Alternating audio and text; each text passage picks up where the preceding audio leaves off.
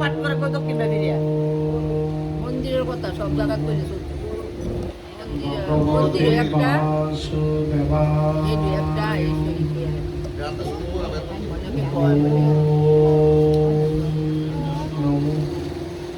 ভগবতে বাসুদেবায়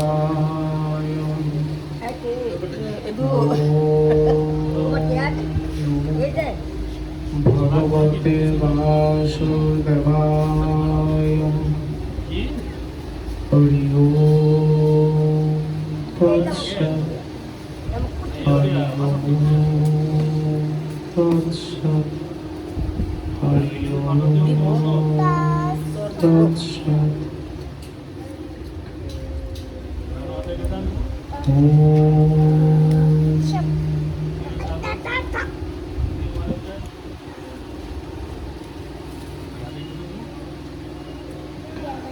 অখণ্ডমণ্ডলাকারং ব্যক্তং যেন চরাচরং তৎপদং দর্শিতং যেন তস্मै শ্রী গুরুবে নমঃ। গুরু ব্রহ্মা গুরু বিষ্ণু গুরুদেব মহেশ্বর গুরুদেব পরম ব্রহ্ম তস্मै শ্রী গুরুবে নমঃ। অজ্ঞানতিমিরান্ধস্য জ্ঞানাঞ্জনশলাকয়া চক্ষুरुन्मीलितं येन তস্मै শ্রী গুরুবে নমঃ। জয় শ্রীকৃষ্ণ চৈতন্য প্রভু নিত্যানন্দ শ্রী অদ্বৈত গদাধর শ্রীবাসাদি গৌর ভক্তবৃন্দ। হরে কৃষ্ণ কৃষ্ণ কৃষ্ণ হরে হরে হরে রাম রাম রাম হরে হরে। হে কৃষ্ণ করুণা সিন্ধু দীনবন্ধু জগৎপতে গোপেশ গোপিকা কান্ত রাধাকান্ত নমস্তুতে। তপ্ত কাঞ্চন গৌরাঙ্গী রাধে বৃন্দাবনেশ্বরী বৃষভানুসুতে দেবী প্রণমামি হরিপ্রিয়ে। বাঞ্ছাকল্পতরুভ্যশ্চ কৃপা সিন্ধুভ্যেব চ পতিতানাং পাবনেভ্যো বৈষ্ণবেভ্যো নমো নমঃ। হরে নাম হরে নাম কেবলম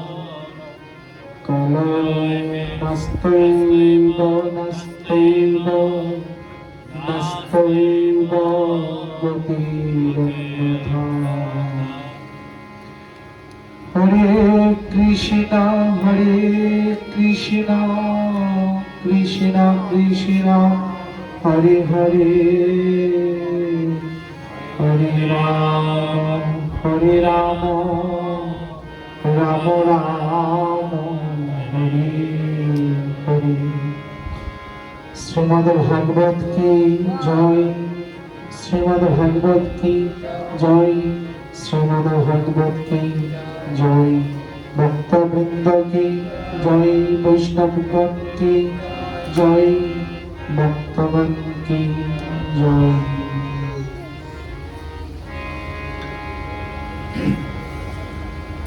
শুধু ভক্তগণ, আপনারা যদি কৃপা দর্শন করেন তাহলে গোবিন্দের কৃপা ঘোষিত হবে,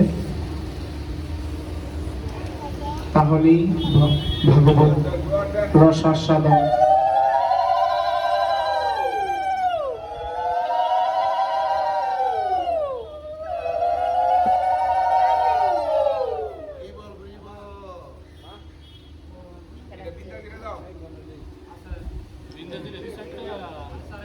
তাহলে রসাস্বাদন আরো সুলম্বিত হবে। তাই আমি বক্তব্যের কাছে বৈষ্ণবদের কাছে আশীর্বাদ প্রার্থনা করে অনুমতি প্রার্থনা করেছি ভগবত রসাস্বাদনে প্রবেশ করার জন্য।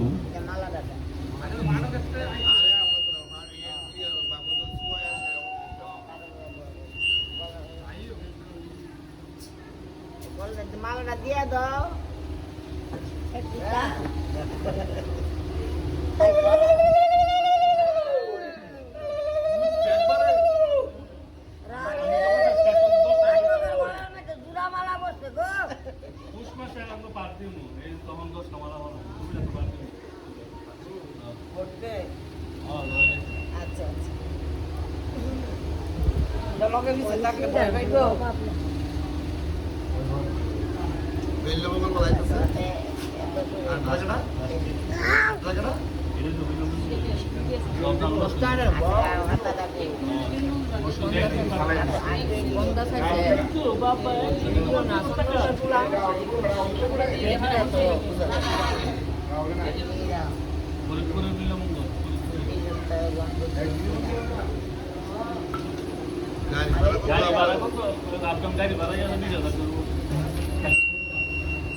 খাওয়া দাওয়া থাকা এবারে তুমি আর জানতেছো এবার বিলমঙ্গল কর্মচারীদের ফরিদপুরের লাস্টের একদিন রামকৃষ্ণ দাস প্রতিবাদী সনাতন হিংস্র সনাতন জাগ্রত করবো রামকৃষ্ণ আমি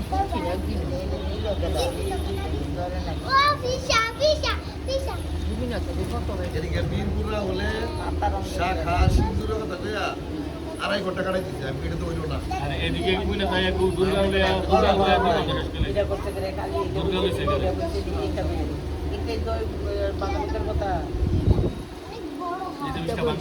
বাংলা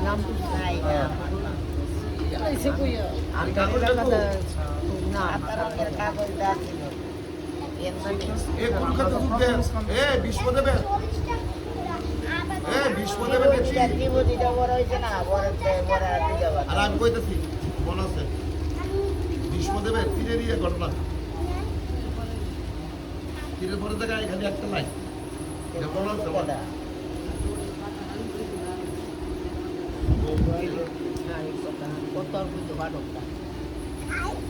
বিশ্বদেবের কাহিনীটা বাই করো।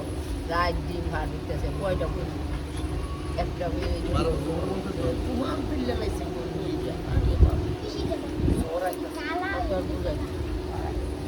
আমার ভালো করে বলতে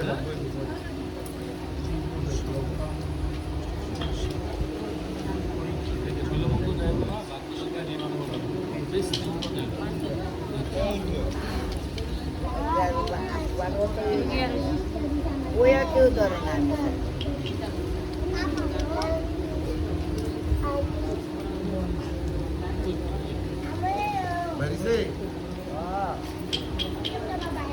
কালমন্দ তার কাছে নাহি বিবেচনা, সকলই সমান তার হয় যে গণনা।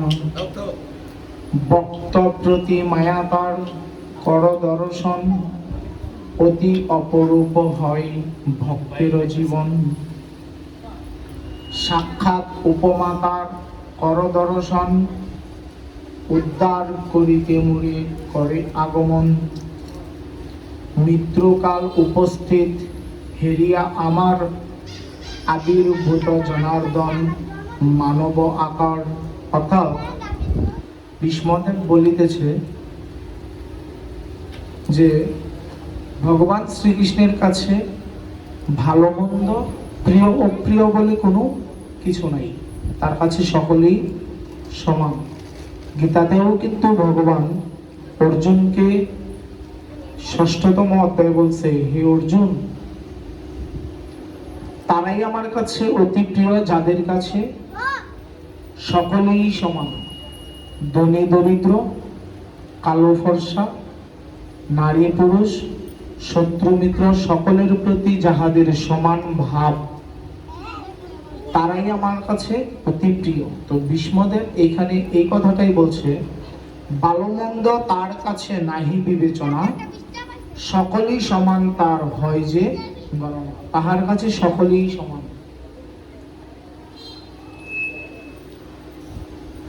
যোগীগণ যার নাম করিয়া কীর্তন, দেহ প্রাণ ধর্ম তেজি মুক্তি প্রাপ্ত হন। সে কৃষ্ণের চরণেতে এই মম আস, মৃত্যুকালে যেন হয় তাহারও প্রকাশ। অন্তরে যাহার চিন্তা করে অন্যজন, সাক্ষাতে তাহারে আমি করি দর্শন। দেখুন, ভীষ্মের দর্শন আর আমাদের দর্শনের মধ্যে কত পার্থক্য। ভীষ্মদেব যার দিকেই তাকাইতো তার ভেতরে তিনি সেই পরম ব্রহ্ম ভগবান শ্রীকৃষ্ণকেই দেখিতে পাইত। উনি সুজন, উনি ব্রজেন্দ্রদা, উনি এমক, উনি অমুক, এইভাবে দেখিত না। দেখিতে পাইতো তাহার ভিতরে স্বয়ং ভগবান বিরাজিত, আমার পরমারাধ্য ভগবান তাহার ভিতরে অধিষ্ঠিত। অর্থাৎ সর্ব অবস্থায় সর্বজীবে তিনি সেই ভগবানকেই দেখিতে পাইতেন। সুত কহে শুনো শুনো সৌনকর ব্রাহ্মণ, ভীষ্মের বারতা শুনি ধর্মের নন্দন। জিজ্ঞাসেন পিতামহে ধর্মের সন্ধান, মানবের প্রতিনিত্য তাহারও বিধান। পিতামহকে, অর্থাৎ এখানে পিতামহ হচ্ছে ভীষ্মদেব। ভীষ্মদেব এখানে যা যা বলতেছে এটা আমাদের সকল মানুষের জন্য নিত্য বিধান। অর্থাৎ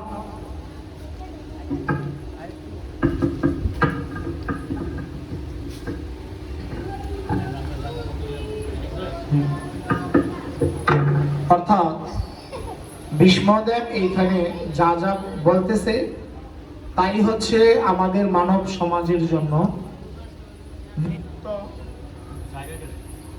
নিত্য বিধান। অর্থাৎ আমাদেরকেও তাহাই মানিয়া চলিতে বলা হয়েছে। আমরা যেন সর্বজীব, আমাদের কিন্তু আরেকটা ভুল ধারণা আছে, আমরা জীব বলতে শুধু মানুষকেই বুঝি। জীব বলতে একটা পতঙ্গ, পশু পক্ষী সকল কিছু বোঝানো হয়েছে, অর্থাৎ যাদের জীবন আছে। দেখুন, একদিন গৌরাঙ্গ মহাপ্রভু তার এক শিষ্যকে বলেছিল, তুমি ভুল করেও অযথা একটি গাছের পাতাও ছিঁড়বে না। তোমার মাথা থেকে চুল ছিঁড়লে যেমন তোমার কষ্ট হয়, তদ্রূপ একটি বৃক্ষ থেকে একটি পাতা যদি তুমি বিনা প্রয়োজনে ছিঁড়ো তাহলে ওই বৃক্ষেরও কষ্ট হবে। আর একজন ধর্মপরায়ণ মানুষ, ন্যায়পরায়ণ মানুষ কখনো বিনা কারণে অন্য কোনো কিছুকেই কষ্ট দুঃখ দিতে পারে না।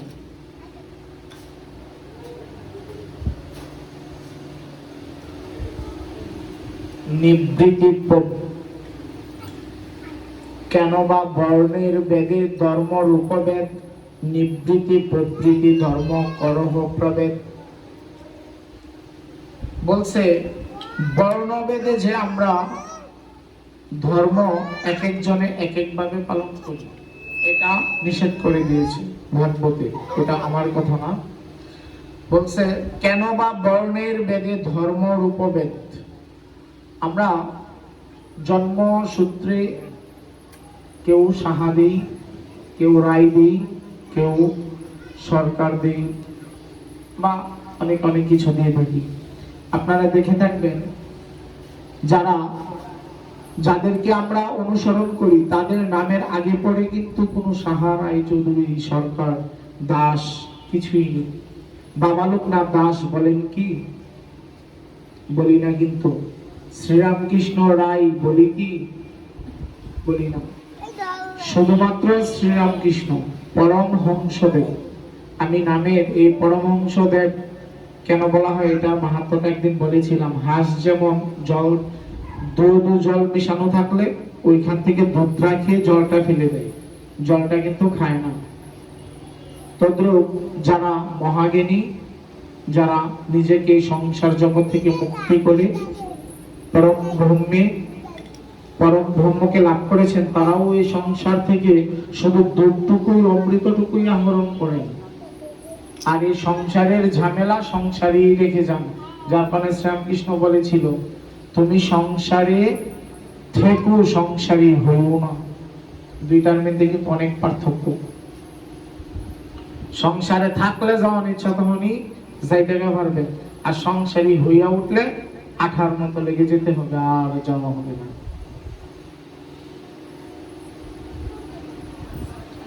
দান ধর্ম, রাজ ধর্ম যেরূপ বিশেষ, কোন ধর্মে হরিতুষ্ট কহস বিশেষ।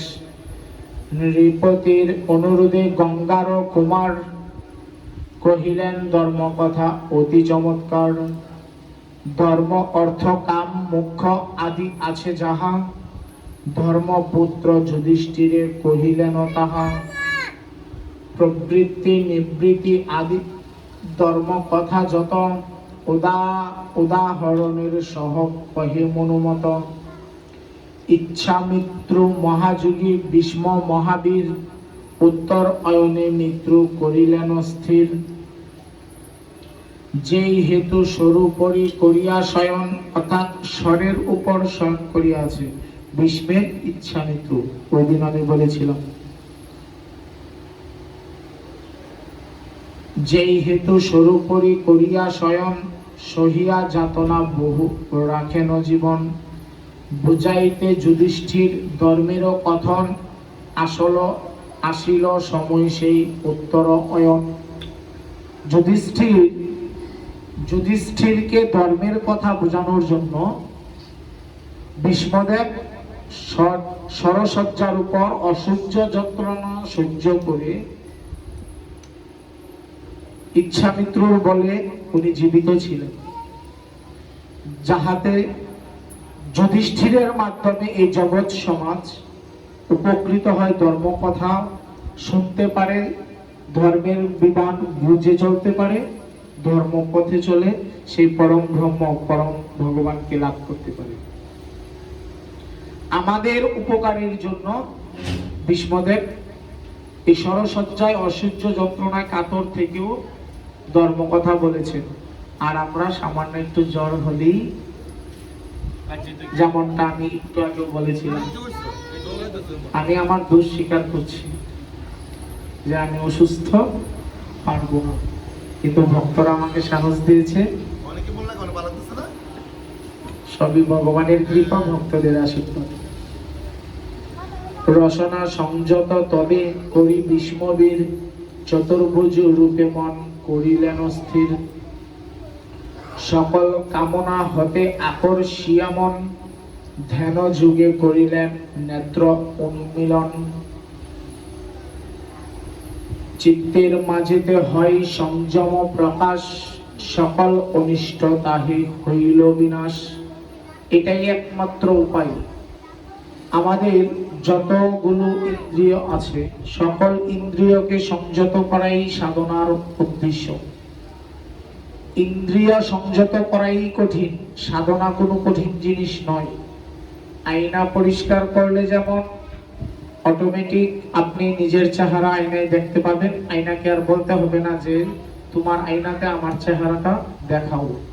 যদি আমরা কামনা বাসনাকে সংযত করতে পারি, আমাদের পঞ্চেন্দ্রিয়, ষষ্ঠ জ্ঞানেন্দ্রিয়কে সংযত করতে পারি, আমাদের আসক্তিগুলি, মায়াগুলোকে যদি আমরা সংযত করতে পারি, সাধনা আমার দ্বারা অটোমেটিকই হয়ে যাবে। আমরা ভাগবতে গেলে, ভাগবত পাঠে গেলে বা কীর্তনাদিতে গেলে আমাদের একটা বদ অভ্যাস আছে, মোবাইল নিয়ে যাই, নাতি নাতনি থাকে তাদেরকে নিয়ে যাই। দেখবেন ভাগবত পাঠে উনি ভাগবত পাঠ করেই চলেছে অনর্গল, আর আমি হয় ঘুমিয়ে পড়ি, আর না হয় নাতি নাতনি কই গেল, ডাইনে বাইরে তাকাইতে তাকাইতে 2.5 ঘন্টা শেষ, ভাগবত পাঠ শেষ। রাস্তা যদি কেউ বলে দিদি গো কইতে আইছেন, ভাগবত পাঠ শুনে আইছি, কি যে শুনছে নিজেও বুঝছে না। এই হচ্ছে আমাদের ভাগবত শ্রবণ। এক কান দিয়ে শ্রবণ করি তো আরেক কান দিয়ে বের হয়ে যায়। অতি নিগুড় ভাবে শুনতে হয়। সুখদেব কিন্তু ভাগবত পাঠে বসে অনর্গল 7 দিন বলেছিল, 7 দিনই তো নাকি? এবং পরীক্ষিত মহারাজ কিন্তু 7 দিন একটানা শুনেছিল, কারোর সাথে কথা বলে নাই, জীবদের চিন্তা করে নাই, রাজ্য ছেড়ে চলে এসেছিল, রাজ্যের চিন্তাও করে নাই এক মুহূর্তের জন্য। আর আমরা 2 ঘন্টা, এখন তো আমার মনে হয় না কোনো পাঠক 2 ঘন্টার বেশি করে, কারণ এখন আবার কমিটি থেকেও সময় বেঁধে দেওয়া হয় যে আপনি এতটা থেকে এতটা করবেন। তো মন্ত্র পাঠ, মন্ত্র উচ্চারণ ইত্যাদি ইত্যাদি করতে করতেই আধা ঘন্টা চলে যায়। তো এই 1.5 ঘন্টা 2 ঘন্টাও কিন্তু আমরা শুনি না ভালো করি। যার কাজ হয় একদিনই কাজ হয়। এই শিশুকাল থেকে এখানে ওইখানে কত পাঠ শুনতেছি, কিন্তু যে জায়গাটা আছি সেই 10 বছরের সময়, এখন বয়স চলছে 70, 60, 50, এখনো সেই আগের জায়গায় আছি, কোনো পরিবর্তন নাই।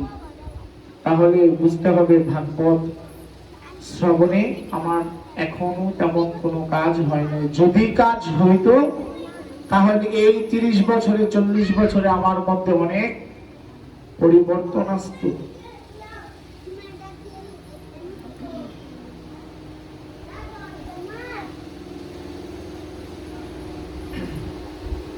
কৃষ্ণ পদে মন দিয়া অন্ত্রের বেদন, এই জন্মের মতো তার হলো নিবারণ।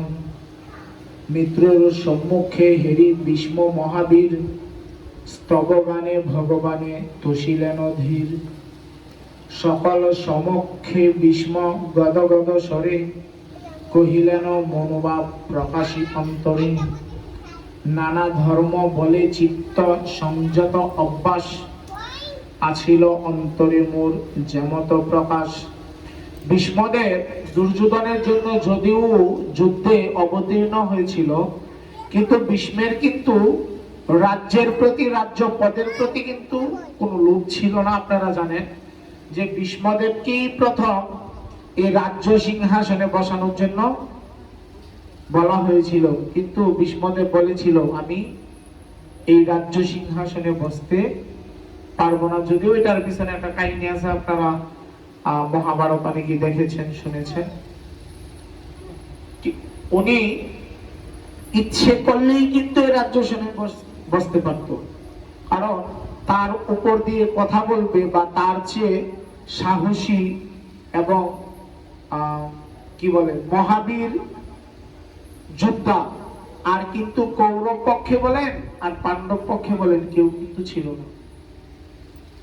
তবু ভীষ্ম সুযোগ থাকা সত্ত্বেও কিন্তু শুধুমাত্র অনাসক্তি বশত রাজ্য সিংহাসনে কিন্তু বসেন নাই। তার চেষ্টা ছিল এই রাজ্য সিংহাসনে এমন একজন বসুক যে এই রাজ্যটাকে ধর্মরাজ্যে পরিণত করবে, যে ধর্মের বিধান মেনে রাজ্যটাকে পরিচালনা করবে এবং সকল প্রজাগণকে সুখে রাখবে এবং ধর্মপথে পরিচালিত করবে। আপনারা একটা কথা জানবেন,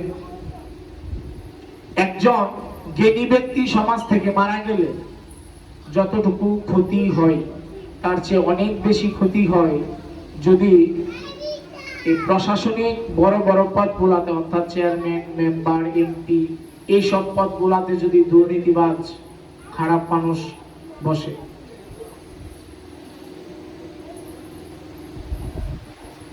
এই কারণেই ভীষ্মদেব রাজ্য সিংহাসনে ধর্মপরায়ণ ব্যক্তিকে বসাতে চেয়েছিলেন, যিনি ধর্মের ভিত্তিতে রাজ্য পরিচালনা করবেন, রাজ্যে কোনো অন্যায় অবিচার হতে দিবেন না।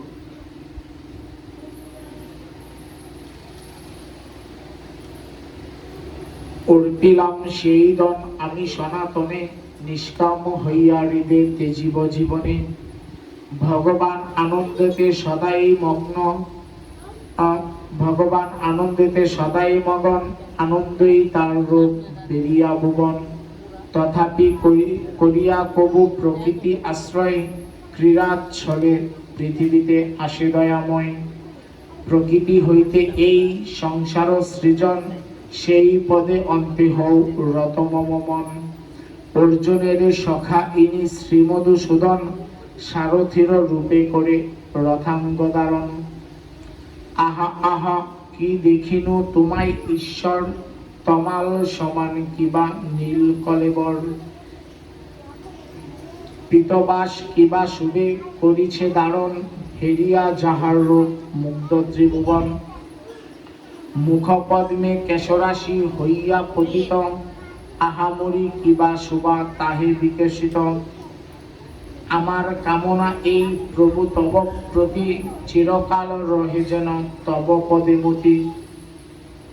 এত যন্ত্রণা সহ্য করেও ভগবানের পদ কামনা করতেছে, যেন ভগবান তোমার পদে আমার রতি থাকে, মতি থাকে। বিশ্বাস বিহনে বিভু নাহি পাওয়া যায়, বিভু মানে প্রভু। বিশ্বাস বিহনে বিভু নাহি পাওয়া যায়, যাহার বিশ্বাস রয় কেশবেরে পায়। মরি কি কেশব রূপ রণভূমি মাঝে, নিবিড় কুন্তল কিবা মস্তক বিরাজে। তোরগের পদরজে তাহা বিভূষিত, ঘর্ম বাড়ি তাহে পুন হয় প্রবাহিত। মরি কি বিষণ রূপে সাজিয়াছ হরি, ভক্ত লাগি গর্ব মাখ সদা পরিহরি। হানিলাম জমিবান তোমার উপর, বর্মে লাগি কিবা শোভা হয় মনোহর। আমি তব পরিরূপে তেজিলাম স্বর, তুমি হাস্যময় মুখে করিলে সমর। সমর মানে যুদ্ধ। তুমি হাস্যময় মুখে করিলে সমর।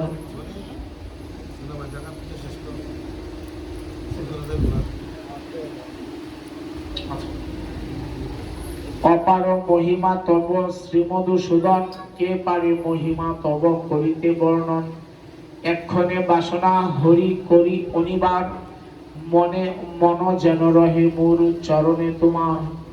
অর্জুনের প্রতি তব করুণা অপার, হরি হয়ে নিলে তুমি সারথির বার। যখন কহিলা পার্থ সম্পদি কেশব, রাখ রথ ক্ষেত্র মাঝে, হেরি সৈন্য সব।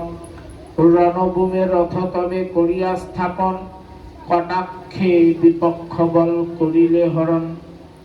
প্রকৃতির গতি এই প্রকাশ সংসারে, ভক্ত বিনা ভগবানে কে জানিতে পারে। অন্তিম সময়ে তাই আমার এমন, ভক্তি বরে ভজে যেন শ্রীহরি চরণ। বন্ধু বদ ভয়ে যবে কাপে ধনঞ্জয়, জ্ঞান বলে হরি তারে নাশেন সংশয়। ঈশ্বর হইয়া কৃষ্ণ বিষ্ণু, ঈশ্বর হইয়া কৃষ্ণ বিশ্ব সংহারিতে, না ধরেন পূর্ণ অস্ত্র সমর ভূমিতে। হরিরে লইতে অস্ত্র করিয়া ভাষণা, হানিলাম নানা অস্ত্র করিয়া কামনা। বুঝিয়া আমার মন ভক্তের বৎসল, পুরাতে বাসনা চক্র ধরে ন কেবল। উত্তরীয় বস্ত্র তার গাত্র হতে পড়ি, দরার ও দোলার মাঝে যাই গড়াগড়ি,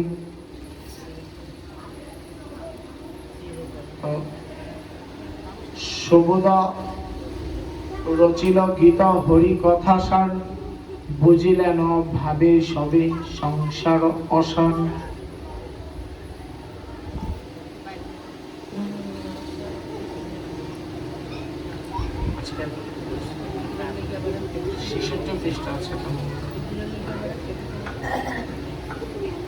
ভাগবত বিশ্রাম দিলাম।